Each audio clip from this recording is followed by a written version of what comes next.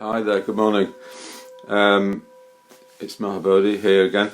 So today's day 21 of these sessions that are supposed to be a helpful response to the crisis. And so this week I've been looking at the Buddha's teaching on mindfulness, and we've been spending 2 days on each of the 4 foundations of mindfulness. So today we're moving on to mindfulness of views, and in a way, this is where wisdom comes in the Buddhist tradition. So we're going to be looking at wisdom, what get some sort of sense of what wisdom might be, and I thought that I'd begin with a reading from Dogen. So Dogen was the founder of Soto Zen in Japan, and he instigated the practice of shikantaza, or just sitting. So this is where you sort of see monks just sort of sitting for endless hours in meditation and not moving. And he was in a way he was the kind of the whole idea of self-reliance was very much, self-power was very much Dogen's, that you made the effort, and you sat on your meditation cushion and you didn't move, and you worked on your mental states. And I think maybe what happened was that his teaching was a kind of response to maybe the Buddhism had got a little bit lax or something in terms of what people did. Maybe that people just a little bit theoretical about it, but weren't really transforming themselves in meditation. So in the Buddhist tradition, you've always had new teachers arise, and they're often they're correcting something that's maybe gone a bit astray.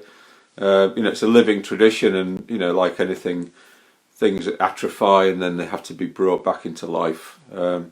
So here's a picture of Dogen. I can't remember exactly when he lived. It's something around, I don't know, 11th century, was it? Something like that. Here's a book a friend of mine recommends if you're really interested in looking at Dogen's views and things. So I thought I'd just read out a song of meditation. So this is Dogen. So just sitting comfortably and just taking in the words.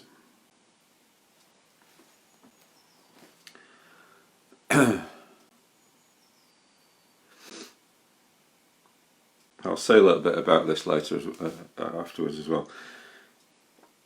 All beings from the very beginning are Buddhas. It is like water and ice. Apart from water, no ice. Outside living beings, no Buddhas. Not knowing it is near, they seek it afar. What a pity. It is like one in the water who cries out for thirst. It is like a child of a rich house who has strayed away amongst the poor. The cause of our circling through the 6 worlds is that we are on the dark paths of ignorance. Dark path upon dark path treading. When shall we escape from birth and death? The Zen meditation of the Mahayana is beyond all our praise. Giving and morality and the other perfections, taking of the name, repentance, discipline, and the many other right actions all come back to the practice of meditation. By the merit of one single sitting, he destroys innumerable accumulated sins. This is the monk or the nun. How should there be wrong paths for him? The Pure Land paradise is not far. When in reverence this truth is heard even once, he who praises it and gladly embraces it has merit without end. How much more he who turns within and confirms directly his own nature, that his own nature is no nature. Such has transcended vain words. The gate opens, and cause and effect are one. Straight runs the way, not two, not three. Taking as form the form of no form, going or returning, he is ever at home. Taking as thought the thought of no thought, singing and dancing, all is the voice of truth. Wide is the heaven of boundless samadhi, radiant the full moon of the fourfold wisdom. What remains to be sought? Nirvana is clear before him. This very place, the lotus paradise. This very body, the Buddha.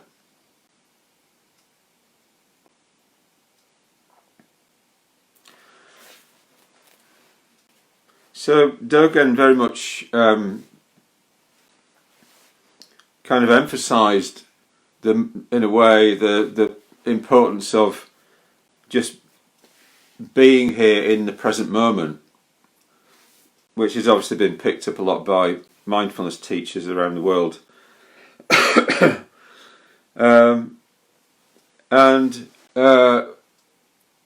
There's a teacher called Shunryu Suzuki and a book called Zen Mind, Beginner's Mind. He very much emphasises this. He set up San Francisco Zen Center, and so there's the idea that forget about ideas about enlightenment, about nirvana. It's like what's happening right now here is your opportunity to experience that, or to, in a way, have faith that it can be here right now in this moment. So he says that it's not an abstract idea. Outside of living beings, there aren't any Buddhas. There are only Buddhas in the actual experience of living, of a living being. Not knowing it is near, it meaning right here in your meditation, they seek it afar. Everything comes back to the practice of meditation. And it says about, in the text, he talks about taking as form the form of no form. Taking as thought the thought of no thought. So this is very much perfection of wisdom literature. So the idea here is that when we're trying to express what wisdom is, it's like it is ineffable. It can't be grasped by concepts. So if we think we've got it, we're probably wrong. If we think we know it, we're probably wrong. It only appears in when it's actually there. It's there. But short of that, we've always got to be wary of thinking that we know. So in the Buddhist tradition, the wisdom literature is often it's trying to weave a kind of bit of a spell that that's like that. You know, if you recite wisdom literature, then it's like it's confusing your conceptual mind, but it's giving you something to try and work to point towards, to orientate yourself towards. So I'm just going to read out the Heart Sutra. So in the Heart Sutra is a text that we have in the centre of our devotional practices, the sevenfold puja in Triratna, and again, this is a wisdom text. The Bodhisattva of compassion, when he meditated deeply, saw the emptiness of all 5 skandhas and sundered the bonds that caused him suffering. So skandha is the different aspects of the person, the body, feelings, that sort of thing. Here then, form is no other than emptiness. Emptiness no other than form. Form is only emptiness. Emptiness only form. Feeling, thought and choice, consciousness itself are the same as this. So these are the 5 skandhas: form, feeling, thought, choice and consciousness that make up the human being. So all those things are there for they all appear to us. We experience them, and they're also empty, which means that they're impermanent. They're of the nature of the blue sky, that what I was talking about the other day. They're symbolically represented by a blue sky. So they both appear and are empty. All things. Well, when we used to have this, this used to be the verse we used to recite. All things are the primal void, which is not born or destroyed, nor is it stained or pure, nor does it wax or wane. So we changed that verse in Triratna from primal void because it tended to indicate that there was something there, something there. I actually quite like it because it's kind of primal. It's like it's quite cosmic, really. But we've changed that to all things are by nature void, meaning empty. They're not born or destroyed, they're not stained or pure. It's like everything, they don't wax or wane. So again, it's all meant to try and put us into a not knowing kind of state. How could things not come into being or pass away? These are Buddhist teachings that are being contradicted here. So in emptiness, no form, no feeling, thought or choice, nor is there consciousness. So it's saying all the skandhas aren't there, No eye, ear, nose, tongue, body, mind. No colour, sound, smell, taste, touch, or what the mind takes hold of. Nor even act of sensing. So, all our experience isn't there. Well, obviously it is there, but we're invited to kind of take a step back from it in a way. No ignorance or end of it, nor all that comes of ignorance. No withering, no death, no end of them. Nor is there pain or cause in pain, or cause of pain, or cease in pain, or noble path to lead from pain. Not even wisdom to attain. Attainment too is emptiness. So this is, the more like Buddhist teachings being contradicted. Well, how can you not have wisdom to attain, or attainment being emptiness? So know that the Bodhisattva, holding to nothing whatever, but dwelling in prajna wisdom is freed of delusive hindrance, rid of the fear bred by it, and reaches clearest nirvana. So the Bodhisattva is said to take his stand in emptiness. So in the imagery of the blue sky, it's almost like the Bodhisattva is just standing in the blue sky, and in a way on nothing, not relying on anything in the world, but actually is taking his stand in the teaching of conditionality. That is what he relies on, really. How the truth about how things are. It's taking a stand in the blue sky. All Buddhas of past and present, Buddhas of future time, using this prajna wisdom. So prajna is the word for wisdom in Sanskrit. Come to full and perfect vision. Hear then the great dharani, the radiant peerless mantra, the prajna paramita, whose words allay all pain. Hear and believe its truth. Gate gate paragate parasangate bodhi swaha. Gate gate paragate parasangate bodhi swaha. Gate gate paragate parasamgate bodhi swaha.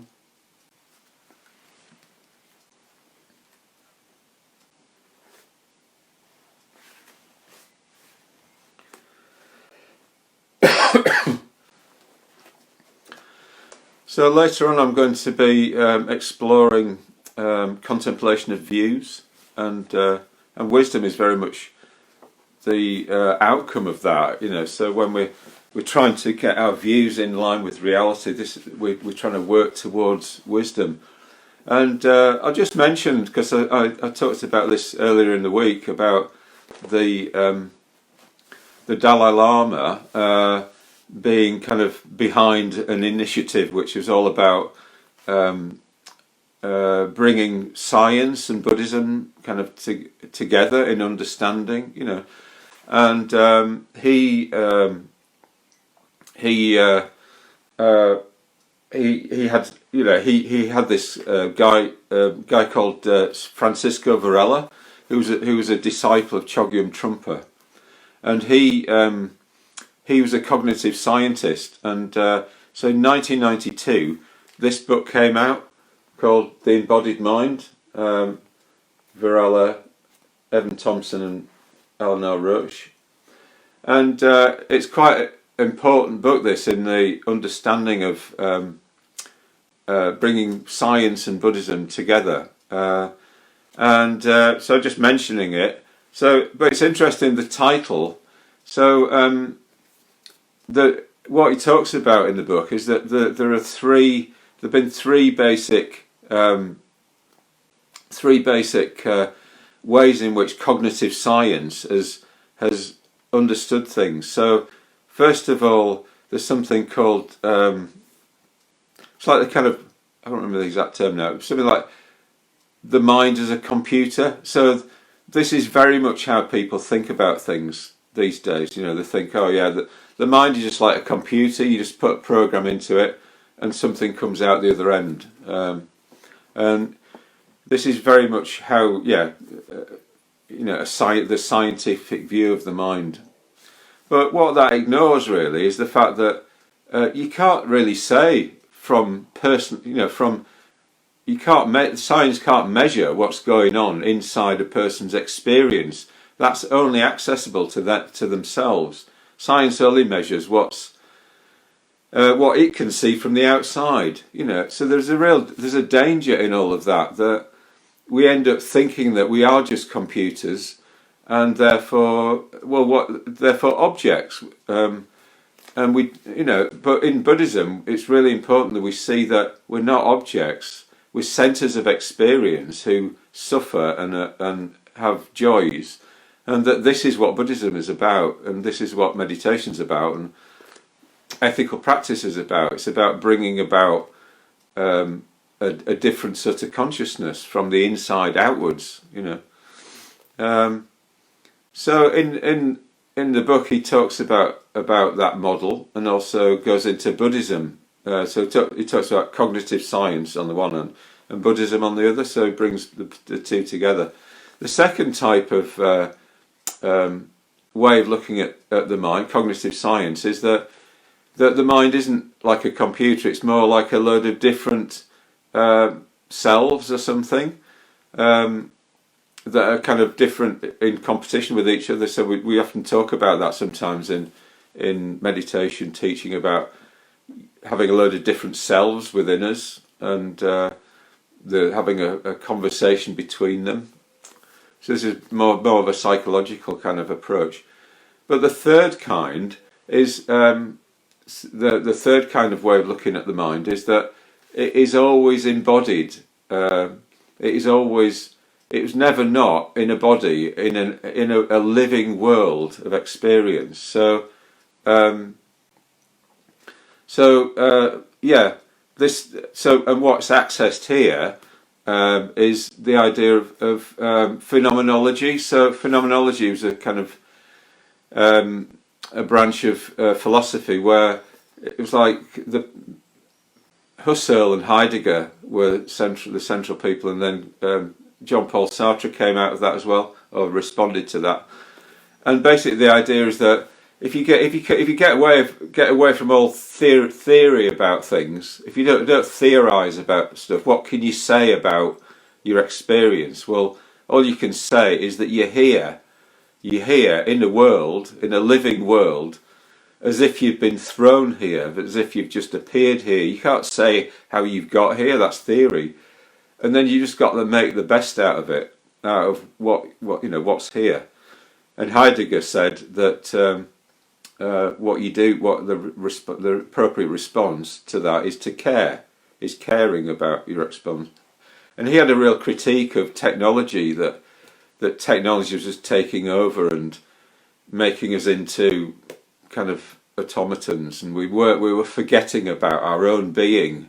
You know, the fact that we exist and the fact that we have an experience, and this is what's important. He was a bit involved with the Nazis, which is really unfortunate. And I think, you know, but I think you have to sort of see his ideas as on their own merits as well. Okay. I've talked a lot for about 25 minutes here, but anyway, wisdom's worth a bit of dialogue. So what we're going to do today is to do a like we did yesterday, do a relaxation, and then do a little bit of meditation, and I'll go on and pick up on views, contemplation of views at the end of the session. So if you want to, so yesterday what we did was got a pile of books to rest our heads on, and you're going to be lying on the floor with your head on a pile of books. So just find a pile of books, maybe about 3 inches thick, something like that.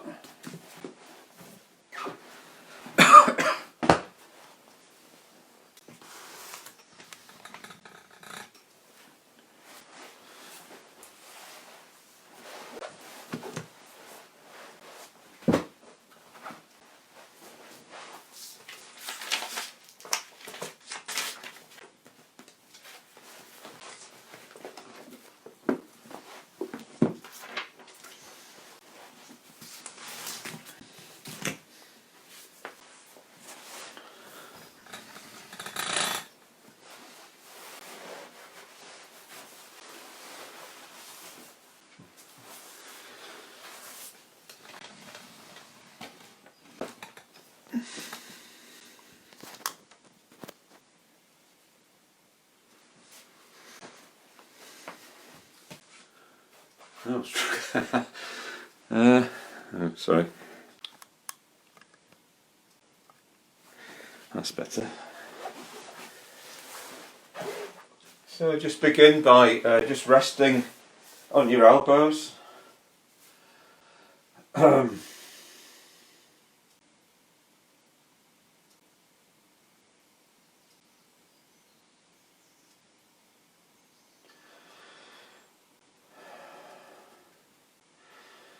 Just have your feet planted firmly on the floor.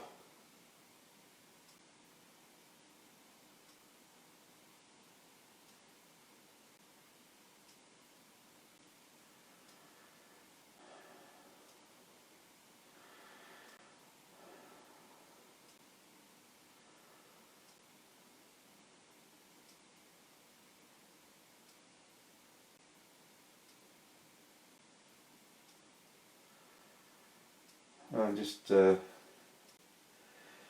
settling into your physical experience.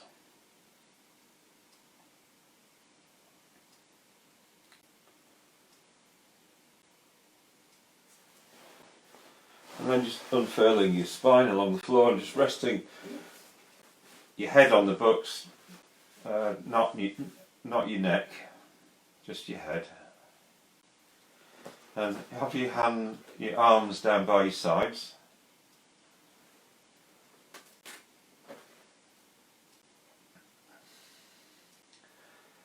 Just really feeling the hardness of the floor pressing up against your body.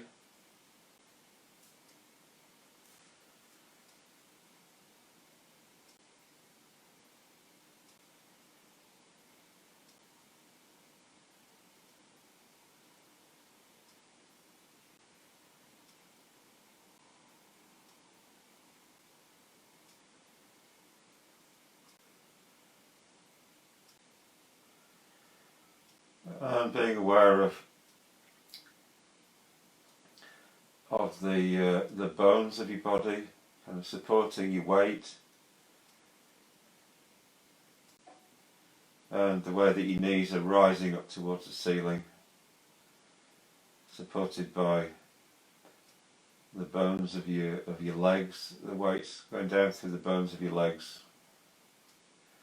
So through the whole of your body, just have a sense that it is the bones that are supporting your weight, and that the muscles can just soften and relax.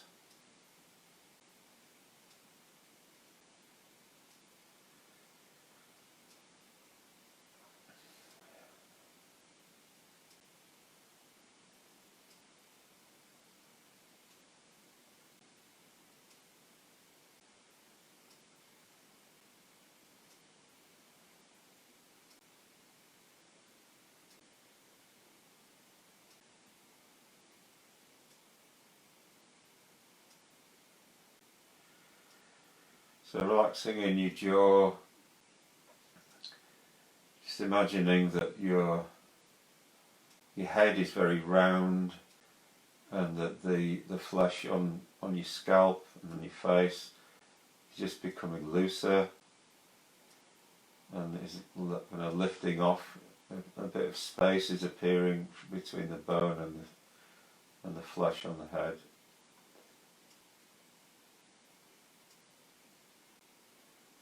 And relaxing in the tongue at the back of the mouth, softening around the eyeballs, the nose and the temples.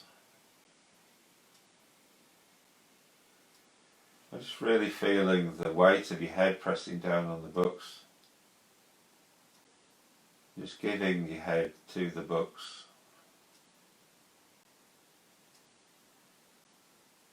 And just allowing your neck to just become longer as it sags under its own weight. And your spine to lengthen out along the floor.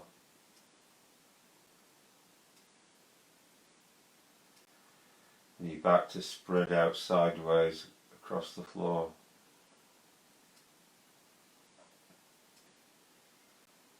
And feeling the contact of your arms with the floor. So just noticing the points at which your arms are touching the floor and the points at which they aren't. and how it feels to have clothing touching your arms.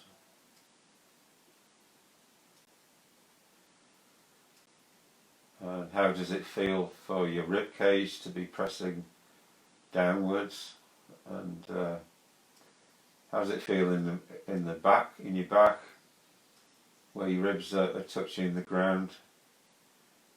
How does it feel in the sides of your body, where your ribs are lifting up from the ground and are under some sort of tension because of your weight? How does it feel for your ribs at the front of your body? You know, what's happening there? Can you notice what sensations are there?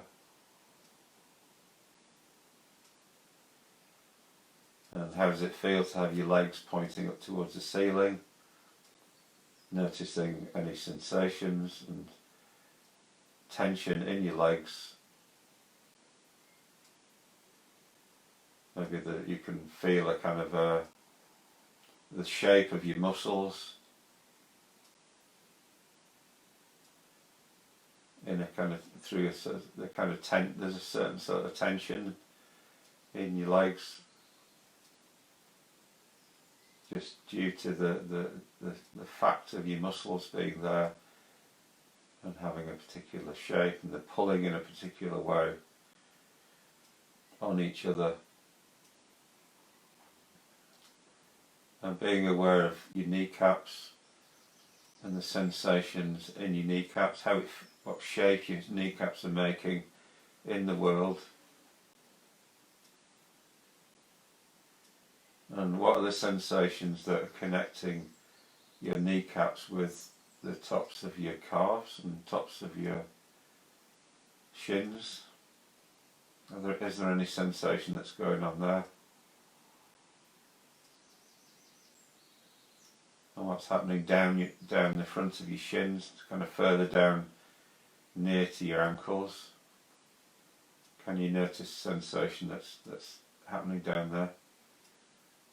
And round the back of your calves, how does that feel? How does the muscle feel as it pulls on other muscles?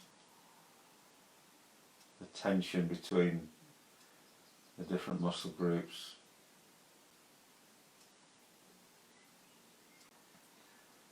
Being aware of the shape of the top half of your feet, and what sensations are down there. And noticing the sensations in your toes.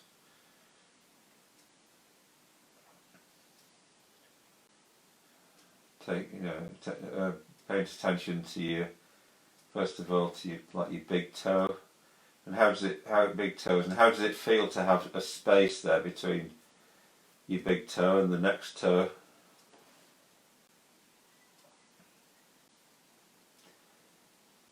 And can you notice, identify all the other toes, or is it all a bit vague? So just noticing what's actually there, rather than having an idea of it, what should be there, like a mental image of what toes are, theory about what toes are. Just what do you actually experience from the inside outwards?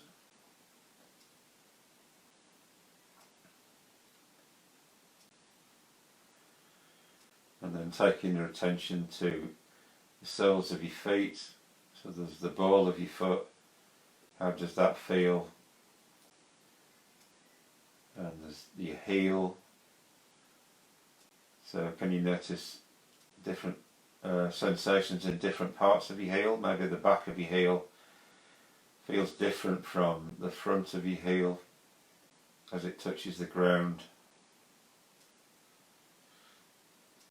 Is there any painful sensation there? Is there any pleasurable sensation there? And then taking your attention down to your, moving upwards into your lower back as it touches the ground.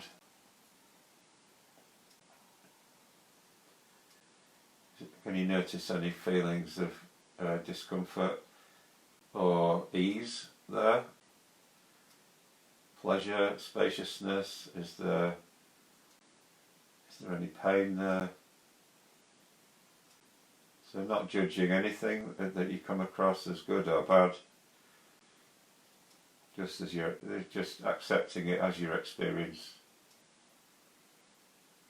and just allowing the ground to press up against your body from beneath, just having a real sense that you are supported by the earth.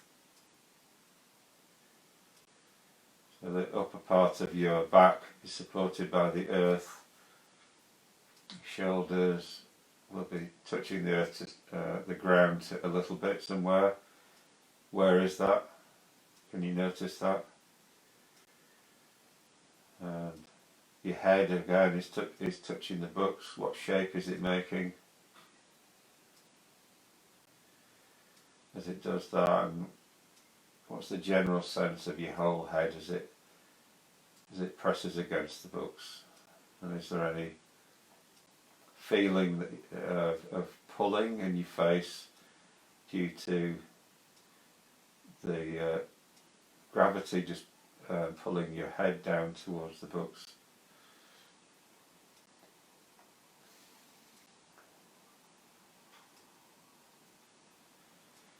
Now just being aware of your whole body as everything together.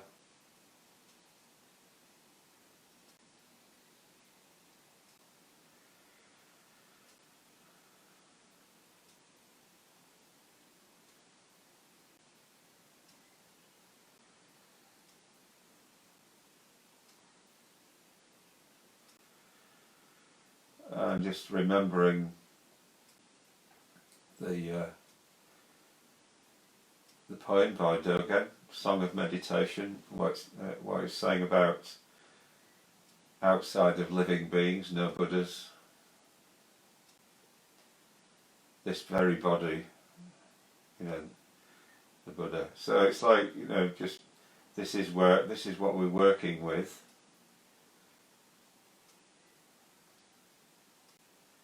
What's our embodied experience.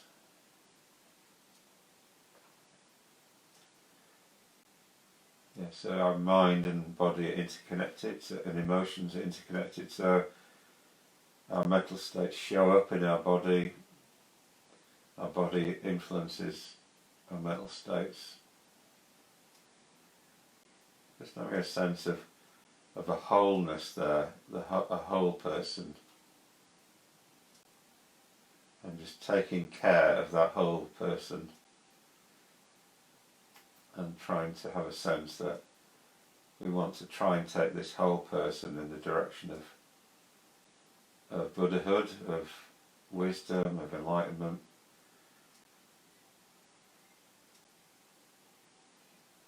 Of seeing things as they are.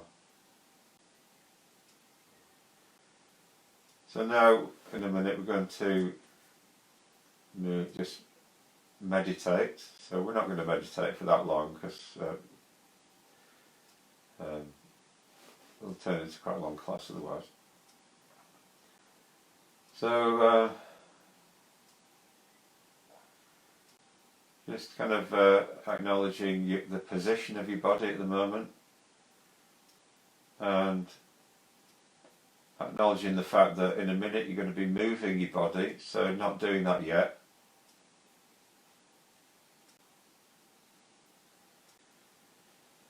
And just having a sense of how you're going to move your body. So what we've done before when we've been in this position is to just roll over onto one side, and rest on our side. So this just allows our blood to recirculate, because it's been all collecting in our back in this position. So doing that now, so just roll onto one side, just resting there for a minute or two.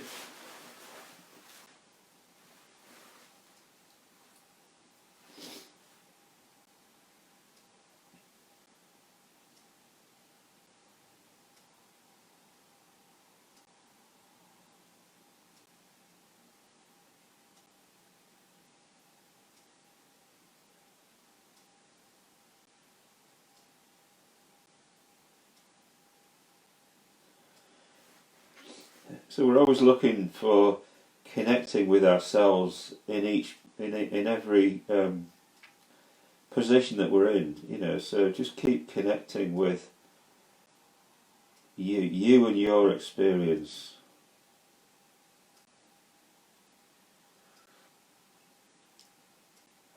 Don't drift off into abstract land.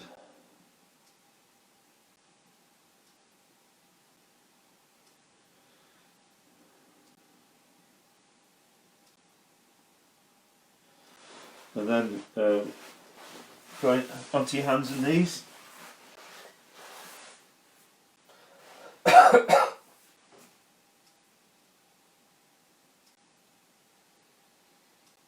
then just sitting on your heels. Getting used to this position. And then moving into your meditation posture, sitting on a chair or cushions.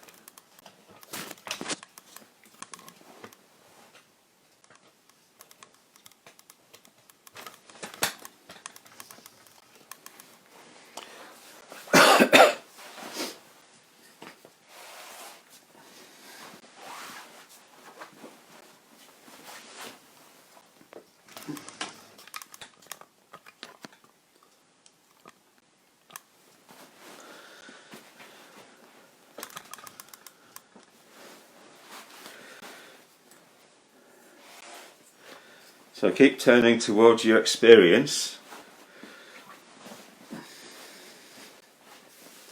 and just allowing your body to just rise upwards from the cushion in a natural sort of way. So we're not kind of imprinting some idea on it. We're coming from our own experience as to what works. What works in terms of our body just being able to just sit there. We're not imposing ideas onto it. We're not kind of dictating to it from ideas. We're looking from internally. What is our experience? What works? What gives us the greatest sense of ease as we sit here?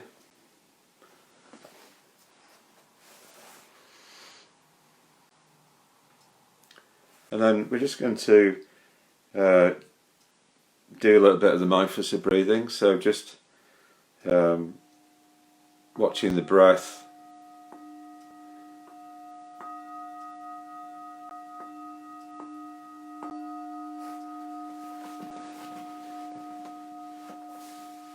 And just sitting, really, just sitting with the breath in a breathing body.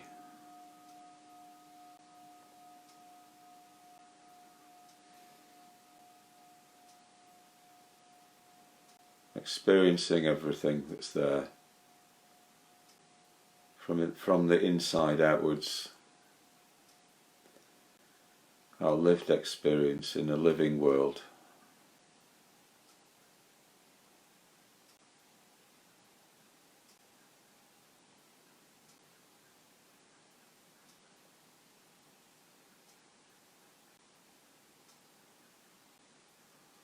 Aware of sensations in the body.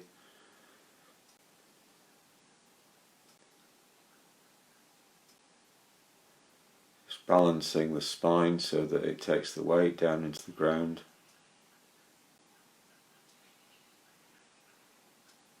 So Dogen really emphasised posture, really emphasised getting the posture right.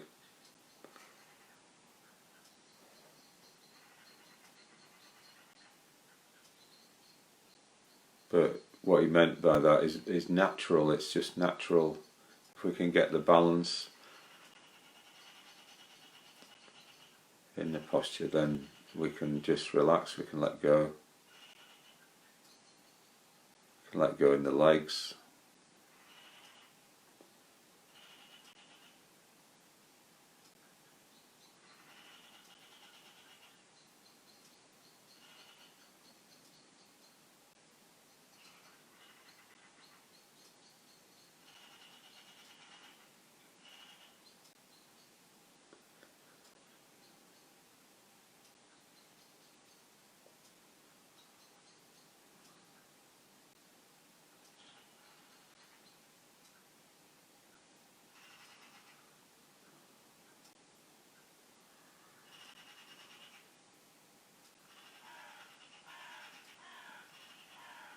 Just listening to the birds in the background.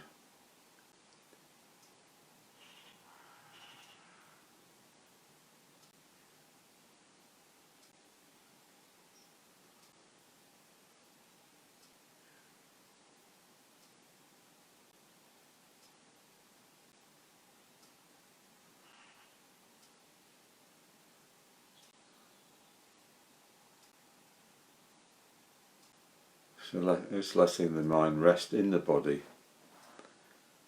be supported by the body.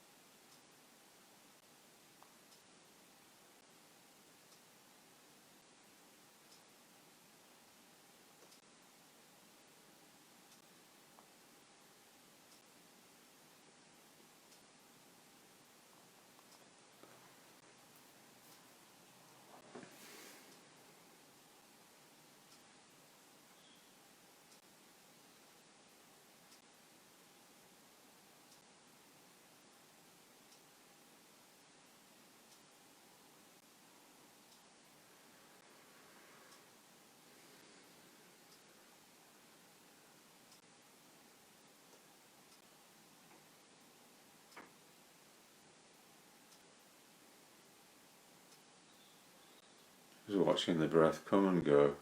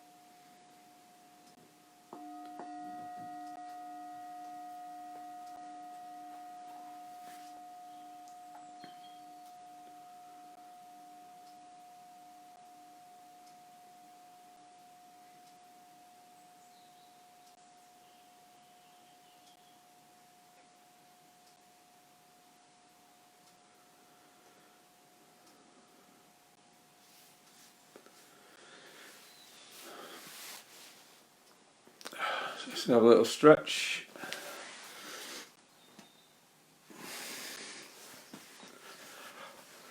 Okay, so I'm going to move through into the kitchen and we'll carry on looking at 4 foundations of mindfulness.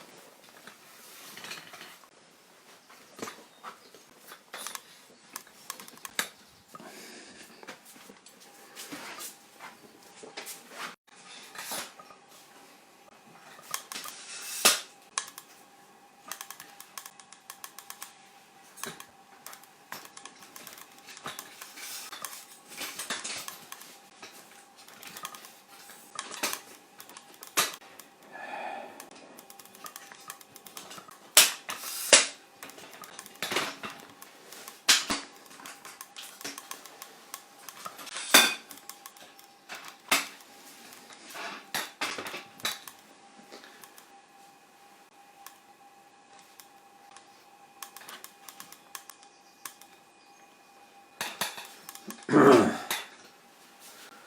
Oh.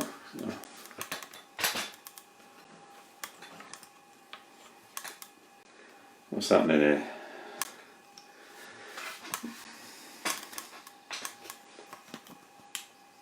Oh, that's it. Right.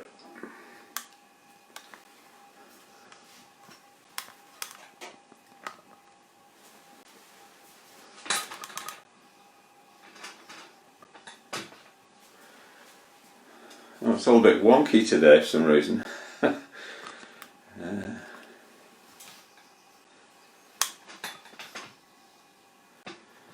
Okay, so we're moving on to talking about views now. So contemplation of views.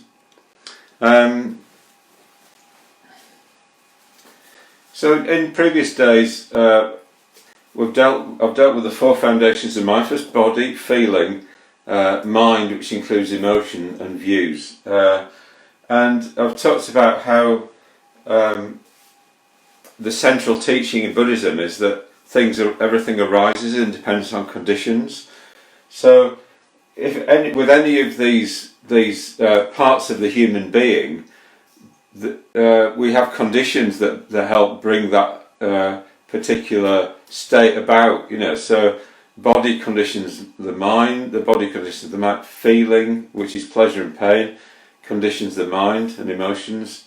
Views condition the mind. So we looked at all the different ways in which the four foundations condition each other.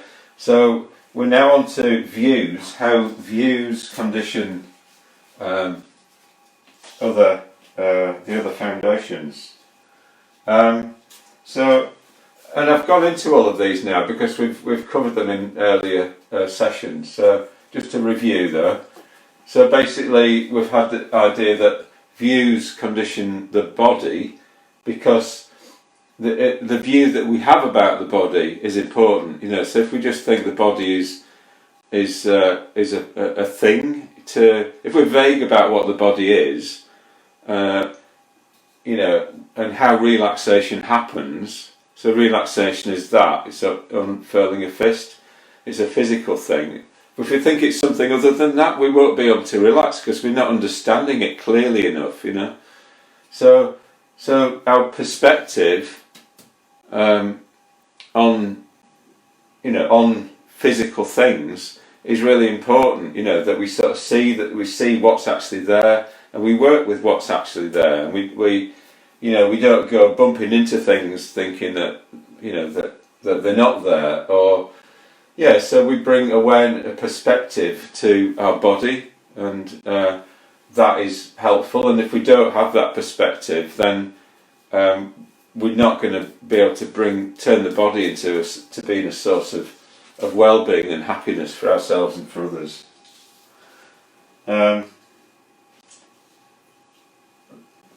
And then I talked about when we're doing feeling, about how views affect feeling. So this is mental feeling, or Chaitasika Vedana, or mood even. So it's like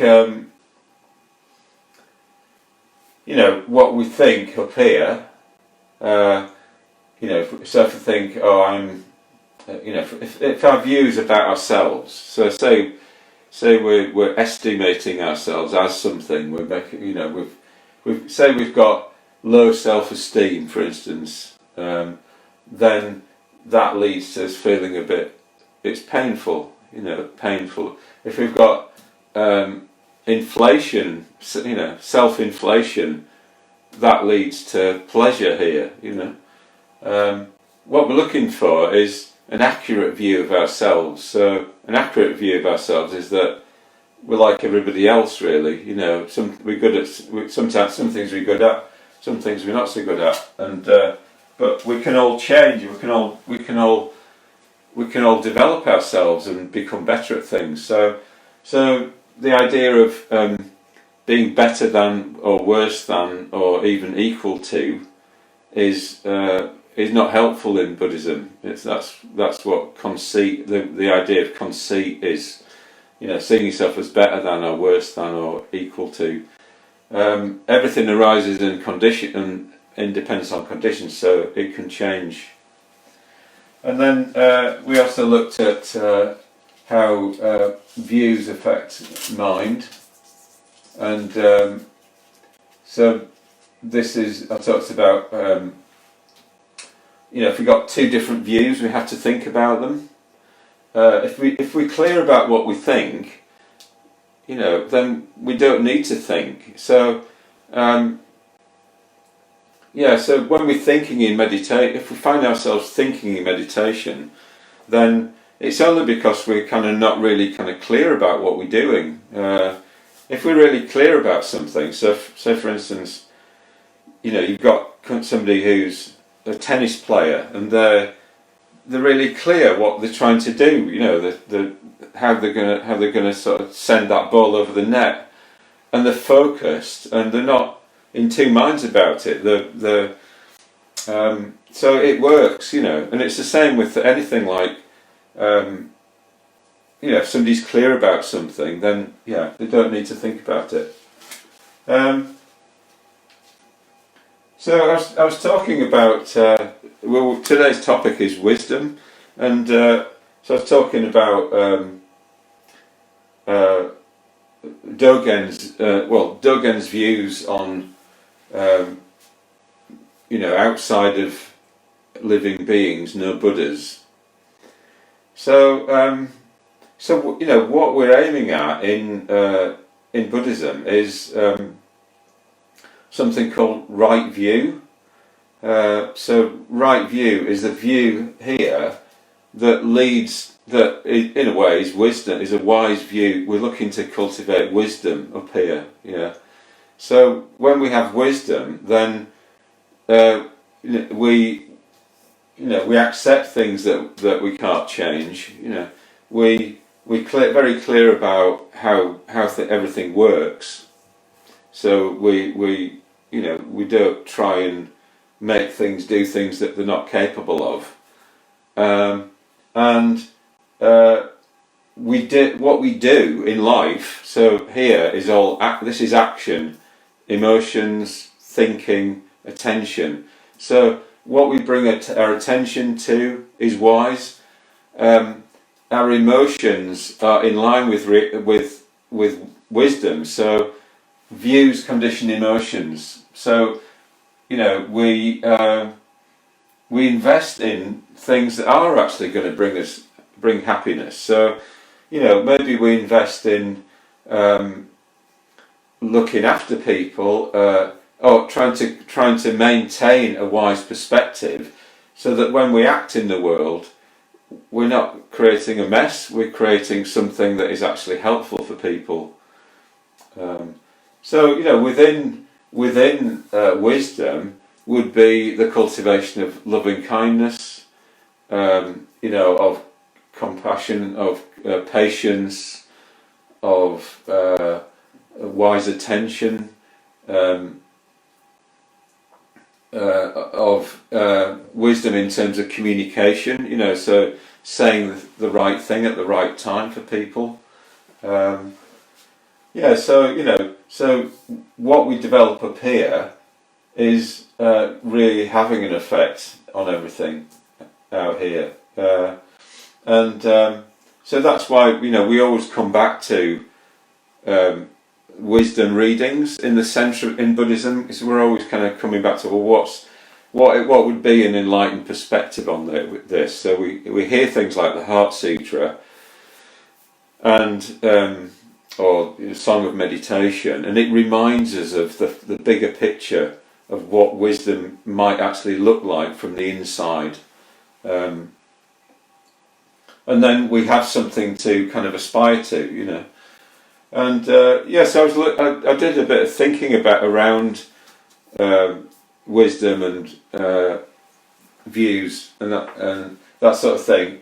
And it's really interesting that the word clever comes from the root meaning claw in Latin. So it's like, we can be clever, we can be as clever as we like, but all we're doing is we're taking something, we're able to manipulate it, claw. We're able to work with it in a clever sort of way, but that's it. It's like, it's not necessarily wise. We might be just good at something. We might be clever at it. But ultimately, our cleverness has got to be